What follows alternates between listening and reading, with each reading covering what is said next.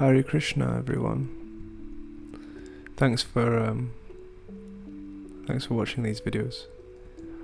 I really want you to know that I'm not underestimating the value of your attention, and I appreciate that you're spending some time here listening to the words that I have to say.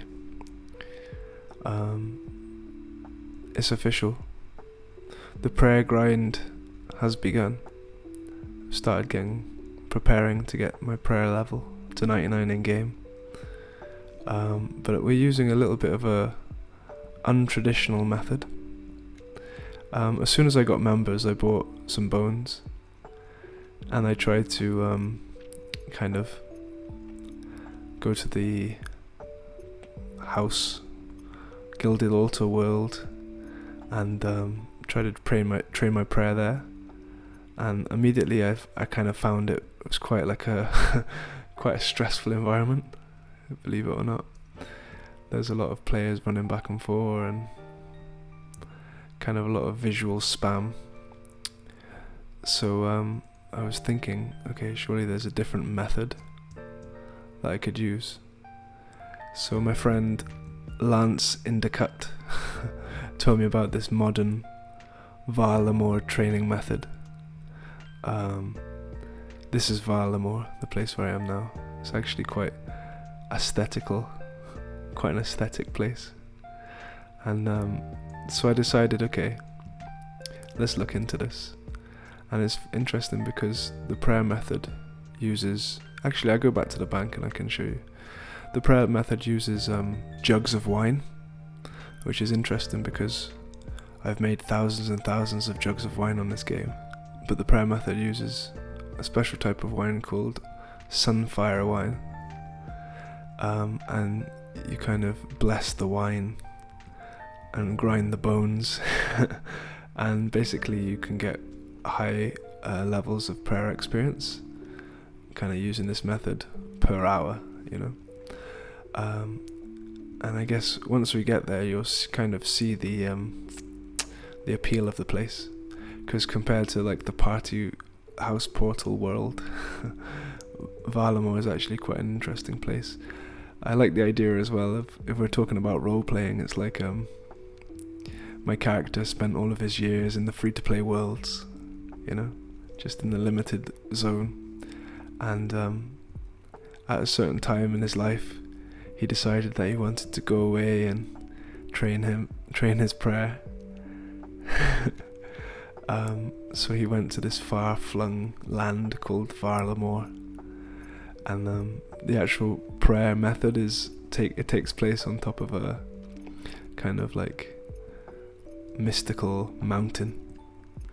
Really, it's like the other side of Runescape from the free-to-play world. And yeah, there's something about that gets me going. I'm a role-playing nerd. But I guess in this video I wanted to talk a little bit about the concept of serving and service, and how our kind of natural propensity as human beings is to render service. Like you have I don't know how many of you are familiar with the term dharma. It's kind of a commonly used word in like yoga circles, but dharma means the intrinsic value of a thing, or the intrinsic kind of nature, the aspect of a thing which you can't remove. So for instance, the dharma of fire is to be hot and to give off light, and the dharma of water is to be wet, something like that. Yeah. So we discussed it previously, like the spiritual concept that I am not my body, I'm a spirit soul, and actually the body is just my vehicle, and I'm using my free will to kind of exhibit my desires through this body, but I'm actually a soul.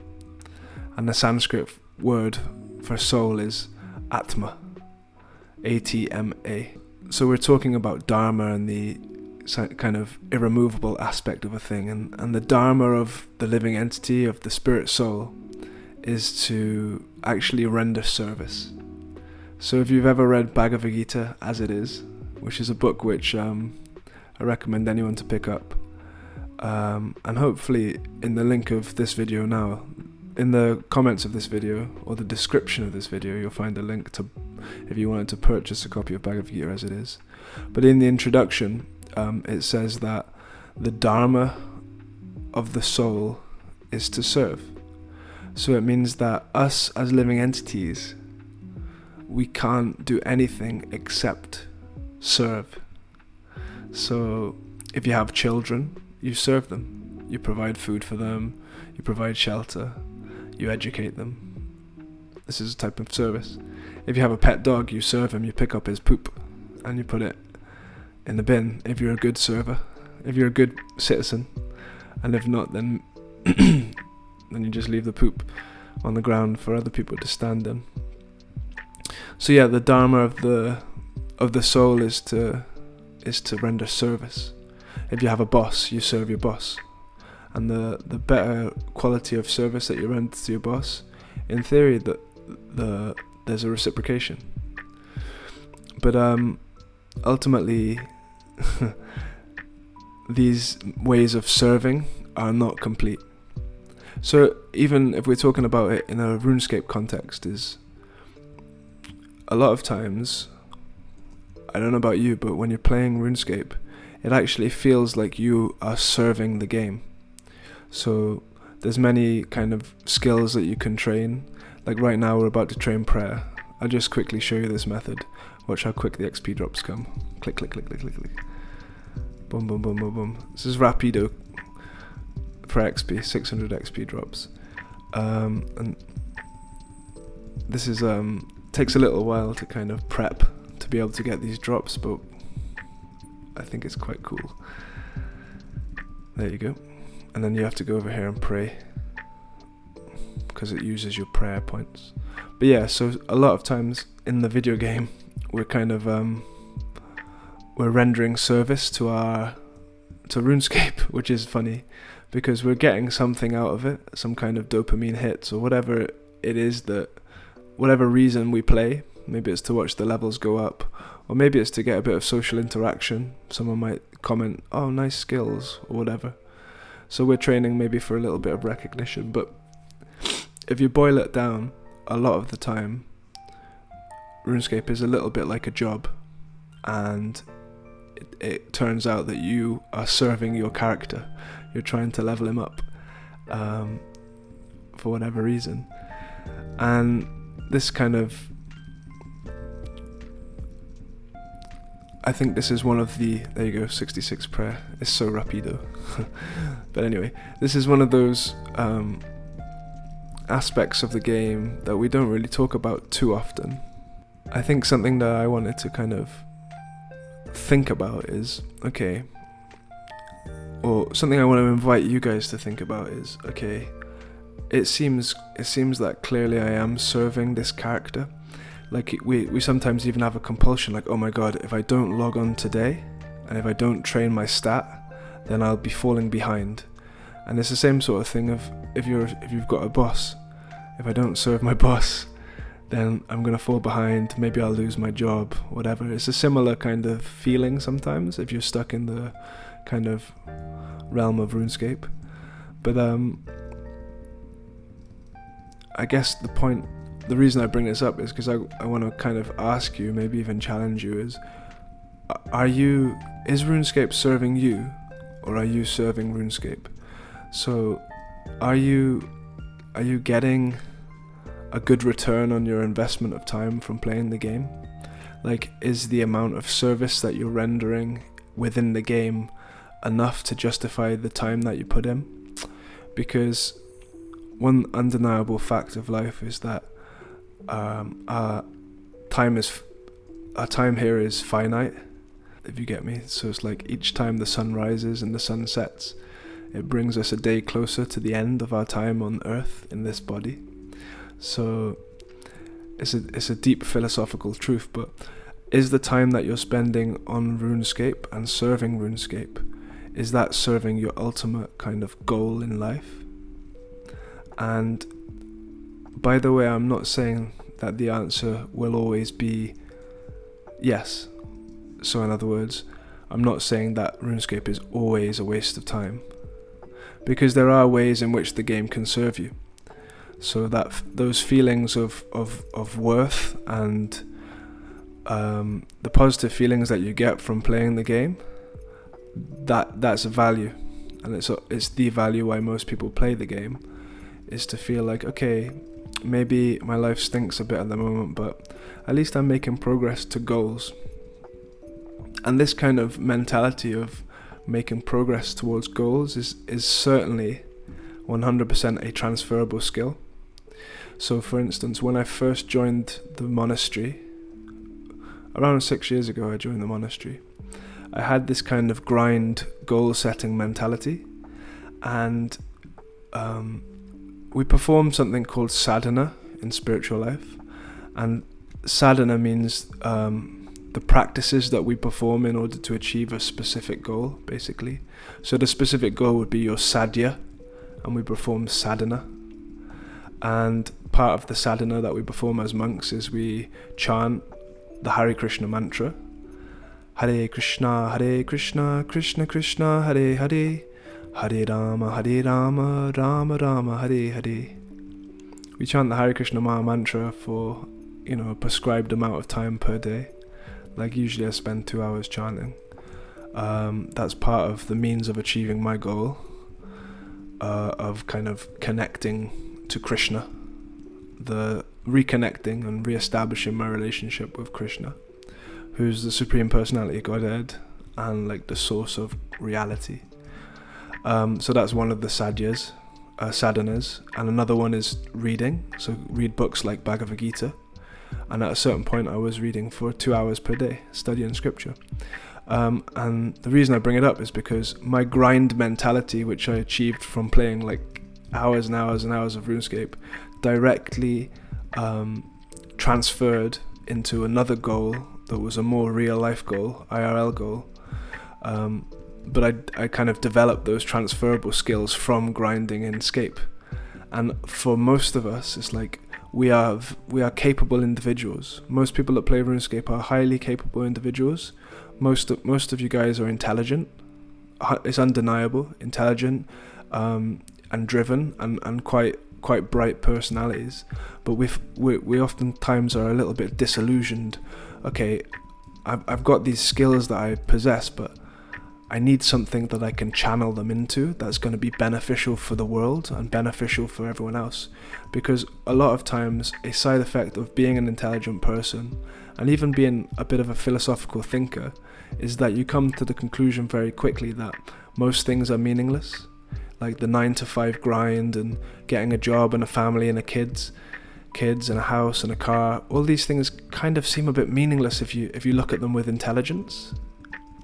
But with that conclusion, it means that you become a bit nihilistic and, okay, there's no meaning to anything, so why bother with anything, So we have all of this kind of possibility and this capacity to do amazing things in the world, this energy, but we can't find the correct thing to channel that into, and so therefore we find things which are kind of compromises, like playing RuneScape. It's like, okay, here's something that if I channel my energy into, my numbers go up. I can get certain items if I just put effort and energy into them. I can make friends. It's sort of like an environment where the input of energy gives a very clear output of result. So for that, it's very peaceful. It makes the mind very happy because, okay, I do this thing and the result is very clearly coming. Whereas a lot of things in real life, it seems like almost things are left to chance. Like, why do some people get a lucky break? Some people have a good job, some people have a bad job. It's not so cut and dry. And for that reason, it can be quite bewildering, because it's like, okay, I'm not sure where I should be putting my energy in this world. These people are putting their energy here. They don't seem that happy. Okay, I'm just gonna kind of check out. And for me, at least, RuneScape was a way of checking out in a way where at least it feels like I'm doing something. So in that way, the game was serving me. It's given me a little bit of self-worth on a certain scale. For most normies, like people that don't play the games, like all of the monks and the people at the temple I've been showing these videos to, they're just like they just don't understand. They're like, okay, the comments are really positive, these people are very nice and they're receptive to what you're saying, but I don't understand, why would anyone watch a video about RuneScape? Like, what is that game? They just can't conceive of why you would play it. So like, you get a result when you play RuneScape, but it's in quite a limited sphere, which isn't particularly appreciated by people that don't play the game. But the result is clear. So I guess the overall point that I'm trying to come to from this video is kind of, okay, why do I play RuneScape? How is it serving me? And also, am I becoming a servant of this game? Am I a slave of the game? Because a lot of times, if you are playing for like 12, 13 hours a day, you're not getting paid for the most part. Most of us aren't getting paid unless we're like streamers or content creators. So if we're not getting paid for doing something, it's like, sounds like that's what slavery is, essentially. You do a lot of hard work and you don't get paid. So like, okay, have I become a slave to this game? And I don't want to criticize. I'm not here to like criticize us. Like, we're all in the same boat. Like, I've just picked up this game after being a monk for a couple of years, and already I can feel that the shackles are kind of locking back on, and I can see, okay, yeah, this game actually I've got to be careful with. It's almost like a illicit substance, You take too much of it, it can bite you. It's kind of like riding a tiger. You ride a tiger and it gets you quite far and quite fast, but at some point you've got to get off the tiger and it might turn around and bite you. So it's like, okay, I'm playing this game, I'm feeling some kind of relief from my material pains, but eventually those material pains, I'm going to have to get off and face them. At some point I'm going to have to like come to grips with reality. So we've got to just be a little bit careful about what we're doing. But yeah, there is a method of emancipation from the slavery of kind of playing these games a lot. And I think the first step is probably transferring our grind mentality, our goal setting ability, and those skills which we've certainly gained from playing the game, but transfer them to something which may benefit us in the wider world. So I know for a lot of us, we get into like weightlifting or exercise, because exercise is another very simple input-output situation. You put in the energy and you feel the physical changes in your body, and also the physical kind of the psychological benefits from exercise they can't be scoffed at. Because if you're stuck on the game, sometimes it seems like such an obstacle just to do anything. Like, I can't be bothered to clean my room, I can't be bothered to do some exercise. So sometimes those things are the things that we should be doing. So perhaps something that I said here may have resonated with you. So yeah, you can use your goal setting ability to set goals in the external world. I always find it quite funny because like I'm talking here now on RuneScape, and RuneScape is almost like, you ever saw like Mark Zuckerberg and the metaverse? He's like proposing this idea that in the future the people will live in the metaverse and we'll all be able to wear different outfits in the metaverse. You can have your own house in the metaverse. You can I don't know, teleport away from your friends if they're stressing you out in the metaverse. And it's like, okay, bro, nice one, Mark Zuckerberg, but the metaverse has been existing since 2002. Like, the RuneScape is the metaverse that you speak of. So, but I always got fascinated with this conception of the metaverse, especially when I was in the temple with the monks, because it lines up very kind of succinctly with the Vedic meaning like the ancient wisdom texts from India. Veda means knowledge, but the Vedic version describes how sort of the living entity is a conscious being, and he expands into his body, and through his body he expands into the world around him. So like we said in a previous video, I reach out into the world through my eyes, my sense of smell, my ears. These are like different senses which are picking up data, and I'm processing that data and sort of interacting with the world through this body. But I always find it interesting that you can go deeper into so like the Vedic version is kind of explaining that this world is like an illusory world. It's like a playground for the souls to kind of exhibit their ability to enjoy separate from God, separate from Krishna. Kind of like in the Bible, you have the you eat the forbidden fruit, which means that you try to enjoy the world separate from God. So this is like a playground or a simulation in which us, the living entities, are able to exhibit our free will.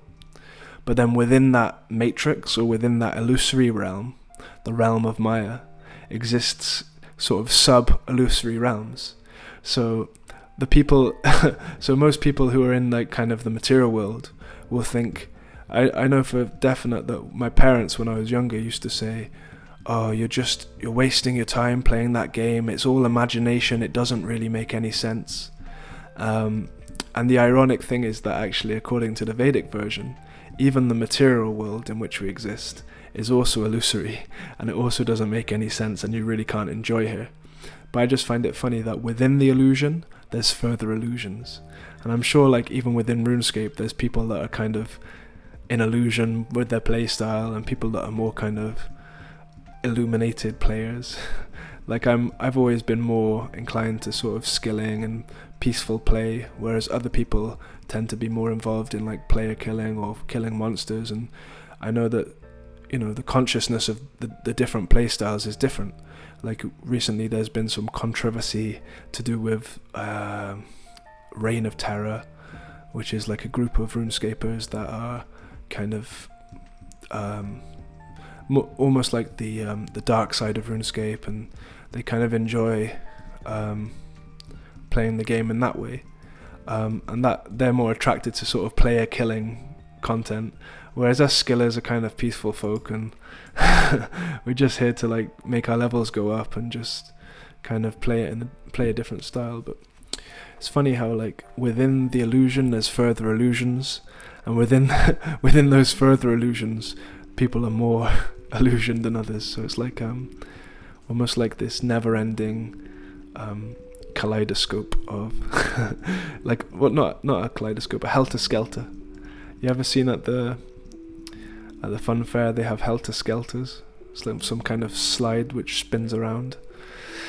But yeah, it's interesting.